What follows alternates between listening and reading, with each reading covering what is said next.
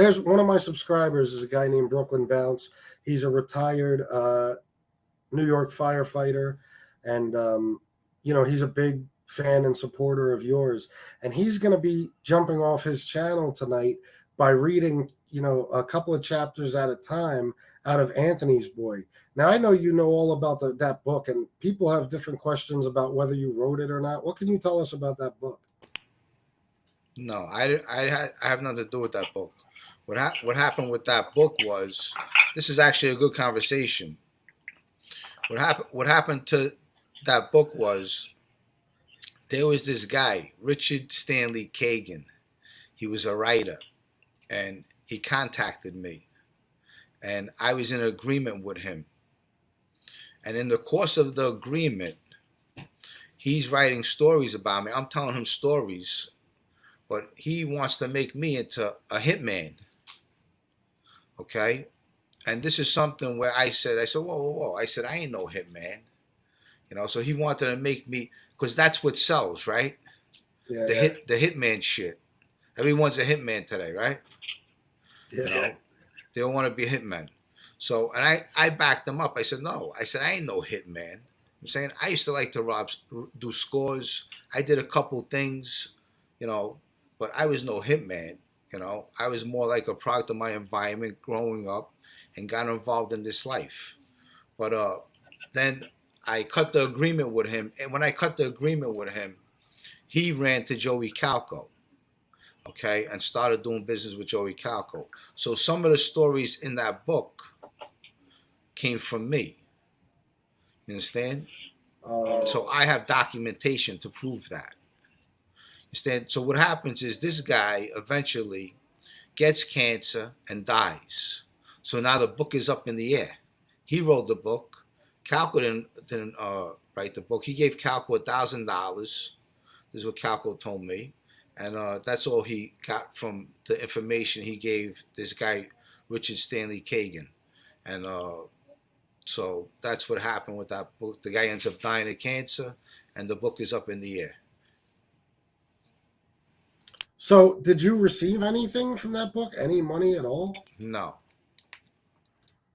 And I guess there's no point in even suing over something like that, right? Even the publishing company, because I don't think the book made any money, did it? Well, you would have to go through someone's, estate. You have to get an estate attorney or something and go through that way around it. But, it has Joey Calco's name on it, not mine. So, who wants to do, Joey can do. But I don't think, I think it's a losing battle. The book is a bunch of nonsense. A couple of people I know who actually purchased the book, they said, Jimmy, they said, I want to send the book back. I want my money back. So. But yeah, that's cool. He's gonna read the book. That's pretty interesting. Yeah, it's a good idea. You can't fucking get it, man. I've been trying to get that book for years, and there's a few copies. They're on Amazon. They're like $100 each. I'm not paying that. Oh, hello. What's her name? It's my little one, Madalena. Hi, Madalena. She's adorable. Yeah, so, but that's what's up with that book, And in the book, on the cover, it says, The Prince of Bath Avenue. Now, you could go to my neighborhood, and you could ask anybody on Bath Avenue if Joey Calco was the Prince of Bath Avenue. And everyone's going to tell you, absolutely not. And that's everyone. Yeah. I read it as if, not the book, but what I've read about the book. It basically, I don't know if this is in it, but it talks about how after Joey and Tommy killed Paul Galino, basically Anthony Spiro took Joey aside, kissed him on the head, said, "You're a good boy," something like that. And that's how he became this Prince of Bath Avenue. Is there any truth behind that? There might be some truth behind it. I'm not sure. I wasn't there. He might have got a thank you or a pat on the back from Anthony. But the thing is, at the end of that hit, Joey Calco never got straightened out. So you're killing your best friend. Okay, you didn't get straightened out. I mean, this is what the life is. You want to get straightened out, right? I mean, he didn't get straightened out, and then you killed your best friend, and then you flipped. I'm saying, and you killed a 19-year-old kid too. But the thing is, in that life, you kill your best friend to get straightened out. So it just goes to show you, when Tommy and Joey went to go see Paulie, originally Tommy Reynolds was supposed to pull the trigger on that. Okay? And Tommy Reynolds tells Joey on the way there, Joey, you got to pull the trigger on this. This is an Italian thing. Because Tommy is half Irish, half Italian. So, and he made Joey pull the trigger. But Tommy knew that eventually they had plans for Joey. Joey was uncontrollable. Tommy was getting close with Fabrizio. So Tommy had a baby. Fabrizio became godfather of Tommy's daughter. So they were getting close. And that's eventually Joey Calco would have been taken out of the picture. Joey Calco was only good for one thing, to pull a trigger. That's all he was good for. So, was Tommy Reynolds the only one that couldn't be made? Yes. Okay, I always wondered if he could or not. I didn't know if he was Italian on his father's side or how that worked. That actually benefited him, that he couldn't get made. Oh, really? Sometimes it benefits you. I mean, because you could be close with the guy that's made instead of being made. So you know what? The rules don't apply to you. So sometimes that's a good way. That makes sense. I never thought about that. Look, when you straighten down, you got that button. You gotta act a certain way. You gotta conduct yourself a certain way. You gotta bring in some kind of money. Pass it up to your captain. When you're not straightened out, you make your money and you put it in your pocket. You give a couple of dollars to the guy you would. And, but he had a good position, Reynolds. Reynolds was a ballsy kid, growing up. Yeah, that's what I heard. Like I said, he's one of the most interesting characters of the crew to me. But when was the last time you spoke to Joey Calco? Because I've heard you say you spoke to him a couple of times.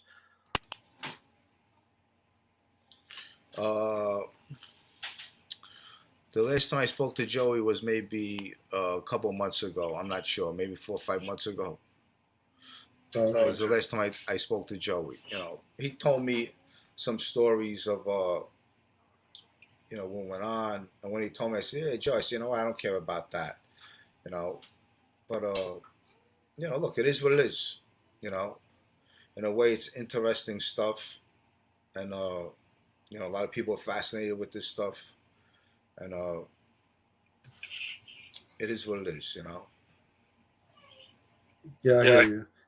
Mobster Report wants to know, Jimmy, how would you have handled it if you were out there and they told you to take out Paulie G? Would you have taken out a great friend? No, I wouldn't have did that. I probably would have warned him, and he was hot-headed, Paulie G. He might have wanted to come at them, or he might have took off. Who knows? But that's not the way it happened. So, it is what it is. Yeah, absolutely. Were you ever, I got to ask you this because, obviously you guys all wanted to get your button. Were you ever, did you ever think about it? Did it ever pass through your mind? What if you had to kill one of those guys? Maybe not Paulie G, but maybe Joey or Tommy or something like that. If you, knew you were going to get your button for it, what would you have done? Well, you know what? First, I would have thought about it quick. Maybe run it by if anyone else knew, run it by with them or talk to somebody in confidence. But look, in that life, you have to do what you have to do. It's all about elevating yourself to the next position. And Calco saw that, and that's what he chose to do. Now the thing is, in the course of that time when they killed Paulie G, I'm sure my name came up a couple times. I'm sure they might have thought they had a plan for me. I don't know. Understand? But it didn't work out that way. So when I came home, uh, I was home for almost a year, a little more than 11 months, and I get picked up again for things that happened behind me. But, I used to go see Willie. He would come see me, and he'd be hanging out with Fabrizio Reynolds, and I would say, what's Fabrizio and Tommy talking about? They say anything about me? And they'd be saying the same thing to Willie. What's Jimmy talking about? And Willie would just be saying, he ain't talking about nothing. He didn't say anything. But the life is a treacherous life. You're growing up with kids that are your best friends. And then as you grow up, they're now your enemies. So it's really some crazy stuff, And that's what that life does to you. There's no trust. But at the end of the day, you have to trust somebody. Yeah. How close were you with Tommy Reynolds? As opposed to, like, we know how close you were with Paulie G, but what about Tommy? I was just as close with Reynolds as I was with Paulie G. Tommy Reynolds and me had a very good relationship. We had a lot of fun together. And Tommy was he was a good kid. When I say good kid, he was good. He was a good friend. But as you get older, this life, you start seeing money coming in. People start getting green eyes, and it's all about moving up. You want to be close with the main guy, not the guy that's hanging out with the guy. So listen, they took Paulie G out, and it elevated Joey Calco.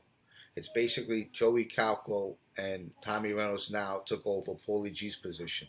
So all the money from the drugs in the street that was going to Paulie G, that money was now getting handed to them in their lap. That was maybe $10,000 a week drug money. Nice chunk of change, right? $40,000 a month. People just handing it to you, plus whatever else comes along, right? You get little bank scores here, a little burglary there. But, that's how that life was. But sooner or later, the life comes to an end. The thing is, look at the guy behind you, John Gotti, okay? This guy was a boss for, 5 years, 6 years? So it just goes to show you the life is a short life. You go in, okay, you want to play around, especially if you're a kid, you're growing up around it. Then you get involved in one thing, now you're involved in a murder. Now once you're involved with a murder somebody, you're in it forever. Because now once you part ways, one of you's got to kill each other, because you're involved in a murder. So, but that's the way it is. Well, I got a question for you that I never asked you. And I asked this for a couple of reasons, but do you think that, thank you, Mob Show Report, I appreciate it. Do you think that Tommy and Joey, because they knew how loyal you were to Paulie G, do you think they felt like they might have been in a kill or be killed situation? Do you think they would have tried to kill you eventually? Maybe. I would think so, but the thing is, see, this is what happened was, as I was away, I was becoming good friends with Matty Madonna. So the thing is, Matty hits the street before me, and Matty Madonna in jail, he was just an associate. He didn't get straightened out until he went home. Then once he got straightened out, they moved him up to consular and straight to an acting boss. So Matty Madonna wasn't straightened out in jail, but he killed a guy while he was in jail. Nobody knows about that story. But Matty did over 30 something years in prison. And he used to sit down with me in Lewisburg Penitentiary, and he would go over essays with me. And he would say, when you write an essay, make it personal. And he taught me a lot, and I looked at him as a father figure, and he taught me about the jail system, how to do time. But guys like that, you're never gonna, see guys like that again. Those are old school guys, But but look at Matty. He did 30 something years. First he did a 10-year bid manslaughter, then did another bid. Now he's back in jail, right? I mean, he's gonna die in jail. That's a guy that dies in jail. And there's a lot of people out there in the street and in prison that truly believe in this life. The mafia, the mob, they truly believe in this, and it's not what it used to be, but it's still there, and you got to be very smart, very clever to trust anybody today. I mean, because you can't trust a lot of people. Yeah, no, you certainly can't. But somebody asked too. There's a lot of people seem to think that Matty Madonna is dead, but he's not. Do you know where he is in prison? What prison he's in? I'm not sure, but yeah, I think he's still alive. Because he's probably, I think he just got sentenced. I don't know. I'm not sure where he is, but he's definitely in the prison system, the feds. But he has longevity. I mean, his family, they have longevity with them, so they live long. Yeah. So, but because you were on record with him once you got out, would that have protected you from anything Joey and Tommy might have tried to do if they did try to kill you? Well, that's the thing. What happened was, that's the story I was going to get into. When I was becoming good friends with Matty hits the street first. I come home later on, and I go with Matty to go see Sparrow, Joe Benetti, okay? And Matty explains to them, what? We did time with him. He's a great kid. We know what happened with his friend, meaning Paulie, and, we like to have him, meaning, they want me to be with them. And they released me, and they said, you could have him. And they said, Jimmy, good luck. And, so that was my plan of when I hit the street to get away from my friends, And, like Fabrizio said when I saw him on Bath Avenue, he said, Jimmy, he said, when Sparrow released you, he said, I got so mad. I said, Fabrizio, what's the big deal? Whether I'm here or whether I'm there, we're still friends, And he just got straightened out at the time. But, look, I grew up with Fabrizio all my life. He's my childhood friend. We grew up in the same building together. And it's something because now he stood up. He took 35 years, this kid. And this kid, in that life, he really knew nothing about that life. Now, when I came home, Fabrizio was just a regular kid, I would send him on some couple of things to do, maybe break someone's jaw or something. He had a nice punch to him, Fabrizio. But now he's trained out. One day, you never know, he might own the family. I'm saying, these guys who do big time, that's big respect when you could do time like that, and he gets big respect. Yeah. Well, I wanted to ask you too, where was because I'm into the story of the Bath Avenue crew. I have been for years. Luigi Melli 699, thank you very much for the super sticker. I appreciate the super chats right now. I've been on 3 hours. But where was Tommy when everything happened with Chris Pacello? Where were each one of you when they finally when the murder of the lady in Staten Island, when they finally found out about it and they started indicting people? Where was everybody? Because I know I know you were out on the street, but I read that Tommy Reynolds was already in prison, and Joey Calco was in Italy, right? I don't. Where was everybody at?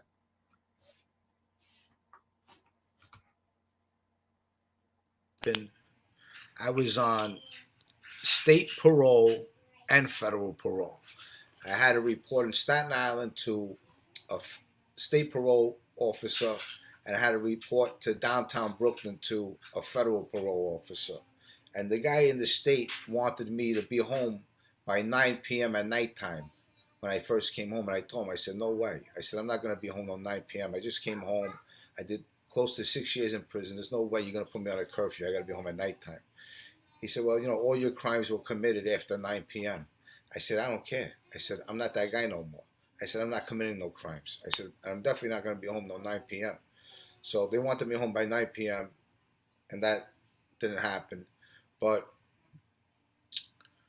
when this happened, the kid DeRosa, he's the one who actually gave them a lead to us.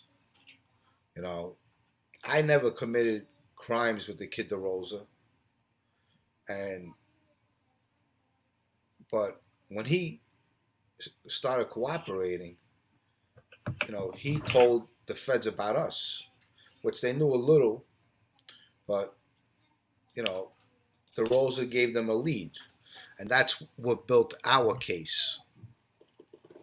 So, it's unfortunate what happened, and it's a sad story. But yeah, Chris was in Miami. Calco was in Italy. He was on the lam for that 19-year-old kid he killed too. And Reynolds got picked up for something. He was doing a little prison time. Fabrizio was in the street. I was in the street.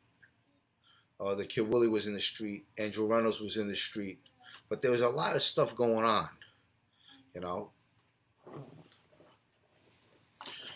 as soon as they picked up the kid Dean Benicillo, what happened was he had a pop business. As soon as he got picked up, I took over his pop business. He had his slam and pop business, and I took it over. I just grabbed his beeper, I made a duplicate of it, and I just was running that beeper for a little while just to make, not to throw that business away.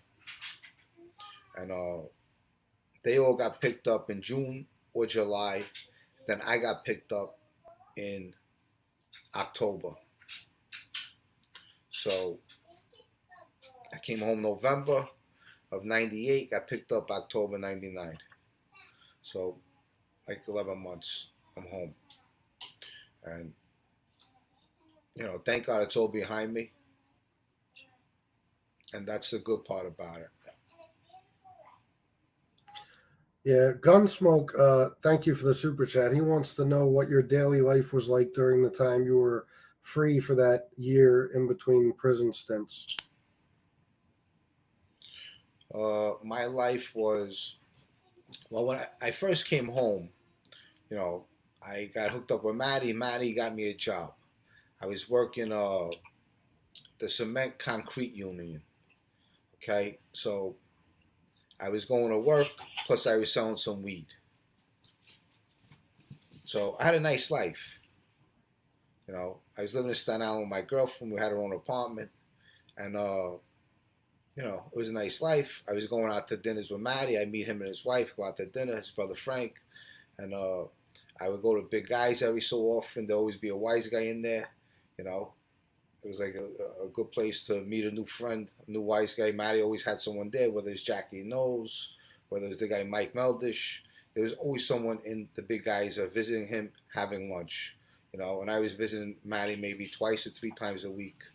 And but looking back, at some of those times, they were nice memories. When I think about all the friends I lost, those are the memories that affect me. They bother me. Yeah, I know from hearing your story and hearing you talk that it still affects you till this day. Wasn't it risky for you to be meeting with those guys while you were on state and federal parole? Yes, but you know what? That's what guys do. You just, when you're on that parole stuff, you know, listen, that life is a risk. So going to meet a guy, it's you're going to say hello to him, and it's really not even a crime. That's you look at it as not even a crime. You just got to be careful. Teresa Murphy, 4.99. Thank you for the super chats. She says, "Hi Jimmy, how many times have you been in prison, and which time convinced you no more time for you?" Good question. I've been to prison one time when I was about 19 years old. I got 3 months in Rikers Island. I did 2 months on that. Then I caught the bank robbery, and the 4 to 8 was on top of that. So that was twice. And then the third time was when I got picked up with the indictment with a Sparrow and my friends, the Fifth Avenue crew. And that's when I decided to cooperate. And my cooperation, I got 8 years for that. So, you know, which I'm fine with. I did it. It's over with. I got you. What was the first thing that you might have already said it and I didn't catch it, but was it Dean Bellisillo getting caught? Like I remember reading the story and I thought it was Mikey Amin that was with James Froggy Galleone or something, and he got caught in a crack ring, and that's what was the first guy to tell on you guys about the murder in Staten Island. Is that correct? Yeah, something like that. What happened was he caught a case, a drug case. He was doing maybe 10-year bid. And then as he's doing it, they re-indict him for something else. And that's when he came forward, the kid Michael Yamin. And he's the one person I haven't seen or been able to find a picture of. Do you have any pictures with Mikey Amin? I have no photos with Michael Yamin. There might be one floating around, I'm not sure, but nothing I remember. Mikey Yamin was basically a Paulie Galino goon. If Paulie G needed something done, he'll send the kid Mikey Yamin. That's what the kid Mikey Yamin was good for. You know what? Go take care of this. Go shoot that kid. Go beat up that kid. Something like that. Hey, go deliver this. So that's what Mikey Amin's function was in the crew. He was a dangerous guy, though, nevertheless, right? Oh, absolutely. What about Gonzo? What was his story? Gonzo was also a Paulie Galino goon. Uh, he was a good kid. He wasn't a bad kid, Gonzo. Uh, I always got along with him. He was a Paulie G loyalist. He liked Paulie G a lot. When that happened with Paulie G, what happened was Joe Benanti didn't want anything to do with Gonzo and the kid Mike Yamini after they killed Paulie G. Now, Gonzo and Mike Yamini was with Paulie G. So once Paulie G's out of the picture, Gonzo and Mike Yamini, they go with the Lucchese's. I mean, to save themselves because Joe Benanti don't want them. He don't want nothing to do with them, and so they had to go to the Lucchese's, and they started hanging out with the Lucchese crew. So the Lucchese guys basically saved them, you know. Yeah, because the reason Anthony Spiro didn't want nothing to do with them is because they were a danger to him now, right? Because they were Paulie G loyalists. Yeah, they weren't from, I'm from Bay 16th. Okay, Yeah. Paulie G was from Bay 23rd. Okay, this is in the neighborhood. If you know the neighborhood, me, Reynolds, Calco, Fabrizio, we're all from Bay 16th. Understand? That's a different section. Then you got Bay 23rd. Now Bay 23rd, you got guys down that way too. You know, unfortunately for Paulie G, what happened was he was very close with Tommy Patera, and when Tommy Patera went away, Paulie G went towards down Bay 16, Sparrow, Joe Benanti. You know, he was originally from Bay 23rd, and you know he got stuck with Benanti, and he was more of a leader, Paulie G. So, you know, at the end of the day, they want you to be loyal to them, not loyal to your friend. You know, so I'm sure there was a lot of things, a couple of things they had reason for killing Paulie G. They want the Paulie G out of the picture. You know, yeah, he pushed Sparrow, and you know, but they wanted him out of the picture. Money was coming in. You know, they wanted to elevate themselves. And who even knows? Tommy and Joey might have been even reporting back to Sparrow and telling them lies just to knock Paulie G off. You know, I mean, who knows? I mean, that's how that life is. Yeah.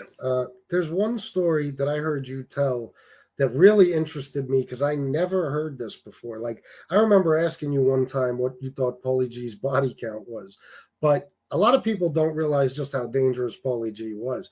Can you tell us real quick? I don't want to keep you on forever. I appreciate you doing this, but can you tell us the story about Tommy Karate basically taking Paulie G on his first hit and how old Paulie G was? That was maybe, I would say, 18, 19 years old, I would say. Now, you know, this is the story Paulie G told me. You know, you had the 3 Cubans come in from Miami or from that way, somewhere in Florida. Eventually they meet him, and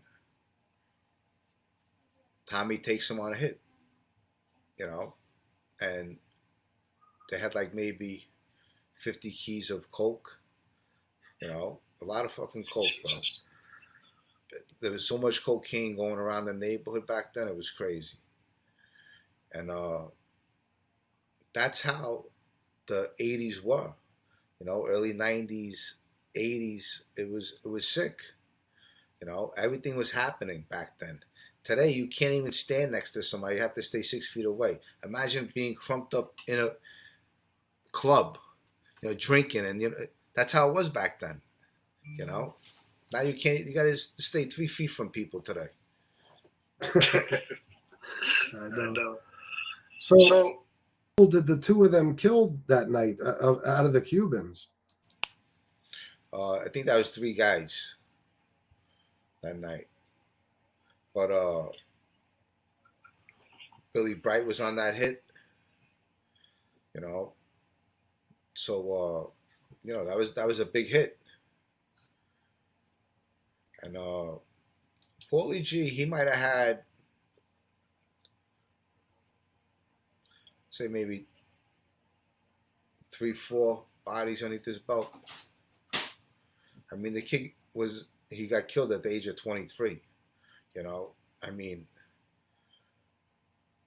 you know, in that life, in all honesty, that kid, he should have been something because he really was born to be in that life. That kid, you know, I mean, he was a class act.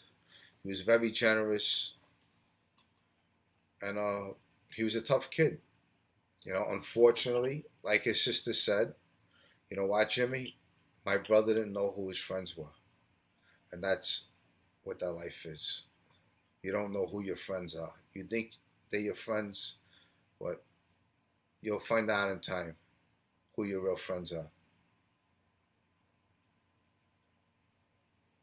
Yeah. Now, so there was a there. Oh, hold on. Okay. There's one question I want to ask you that another one I never asked, and I'm not trying to keep you on forever, like I said, but they keep coming to me. we know I've read things about you long before I ever spoke to you, and I know you always said that you weren't a killer. You were the one guy in the crew, basically. You were not a killer. What was that? Just because it wasn't in you? Because I feel like I would assume that if you were put in a situation where you were ordered to kill somebody, that you would have killed them. Am I wrong? Absolutely, 100%. Now, look, this is the thing. Now, in that life, when I was coming up, look, I had fist fights. I won some, I lost some. You know, and the streets have many stories growing up, and unfortunately, for Reynolds, Calco, Paulie G, and Chestnut, can't leave him out because he had a couple bodies too, and they killed him too. Uh, little Georgie never had a body. I was at a double homicide with Reynolds. I was the driver of the car.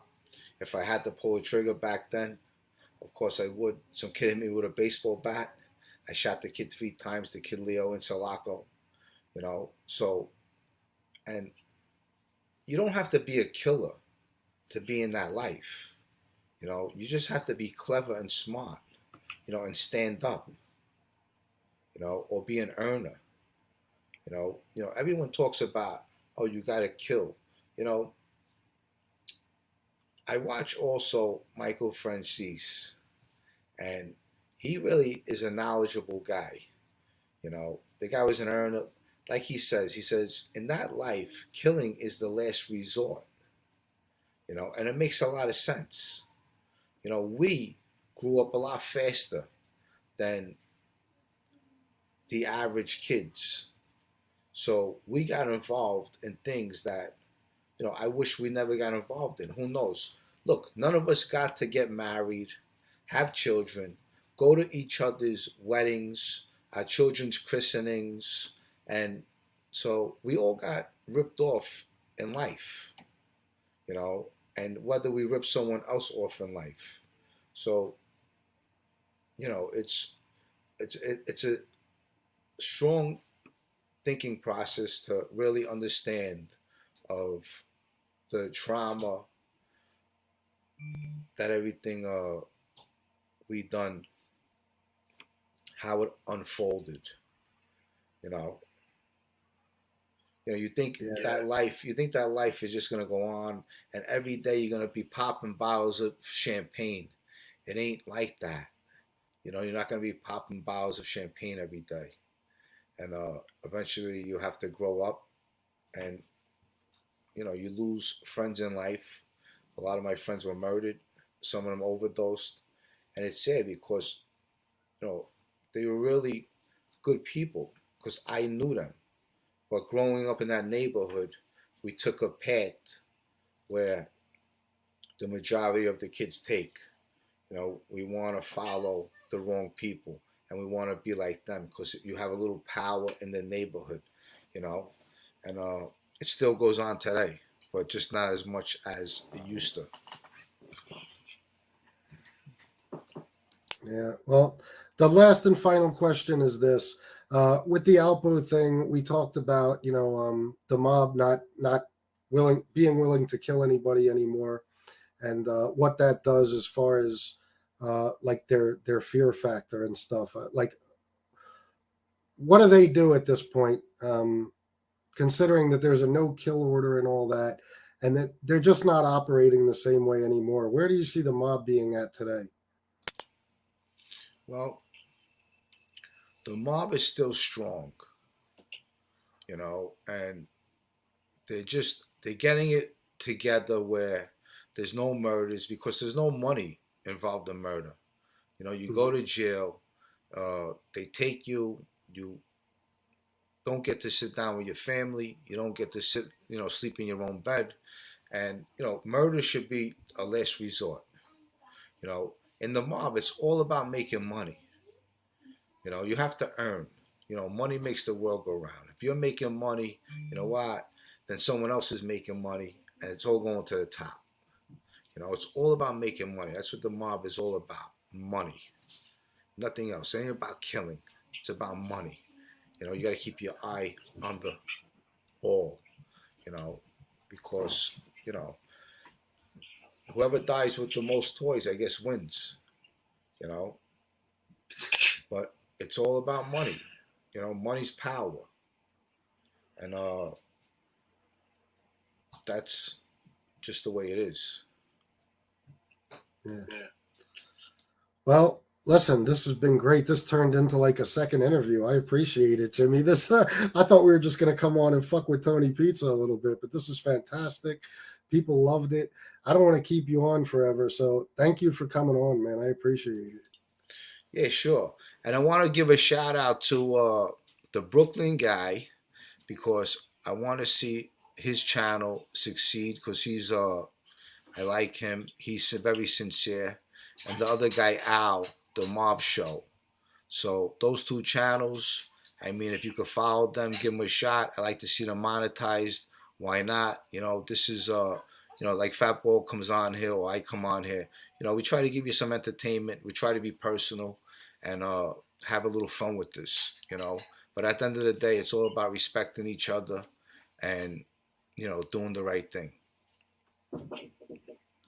Yeah, absolutely. I agree. And like I said, thank you again for coming on, and I appreciate it. And it's hard for me to do this because I have to keep you muted while I talk or I echo. But yeah, I appreciate it again, man. Everybody enjoyed this. I'm sure people will be talking about it tomorrow, especially Mob Show Report. And I'll definitely talk to you soon. All right, Chris. I'll see you soon, guys. Peace. Stay safe, and God first. See you soon. Bye. All right, bye, Jimmy. All right, guys. I love you all. I'll see you next time. Salute.